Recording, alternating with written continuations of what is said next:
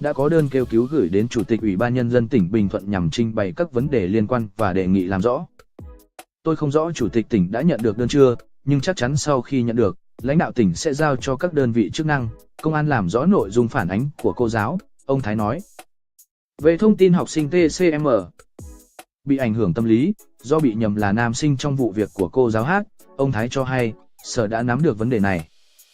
Cá nhân tôi cho rằng, đây không phải là sự hiểu nhầm mà là hành vi cố tình nhục mạ người khác của nhiều người đối với MM. Ngay sau khi nắm được thông tin, tôi đã chỉ đạo nhà trường tiến hành thăm hỏi, động viên MM,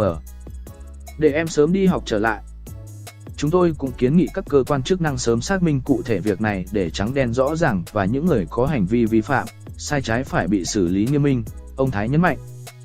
Giám đốc Sở Giáo dục Đào tạo tỉnh Bình Thuận chia sẻ, hiện nay kỳ thi tốt nghiệp trung học phổ thông quốc gia đang chuẩn bị đến gần, trong khi sự việc trên xảy ra đã gây ảnh hưởng lớp đến tâm lý của học sinh, giáo viên.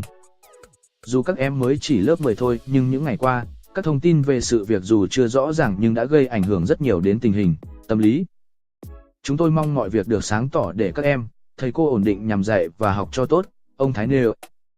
Người đứng đầu ngành giáo dục đào tạo Bình Thuận thông tin thêm, hiện Sở đã yêu cầu các giáo viên tuyệt đối không được lên mạng xã hội chia sẻ hay bình luận bất cứ thông tin gì liên quan đến vụ việc này, trước khi cơ quan điều tra có kết luận. Sở giao cho giáo viên chủ nhiệm theo dõi diễn biến tâm lý của nam học sinh lớp 10 để phòng tránh các tình huống xấu có thể xảy ra. Đây là sự việc liên quan đến danh dự, hình ảnh người giáo viên nên mọi thông tin phải được kiểm tra, xác minh cụ thể, rõ ràng.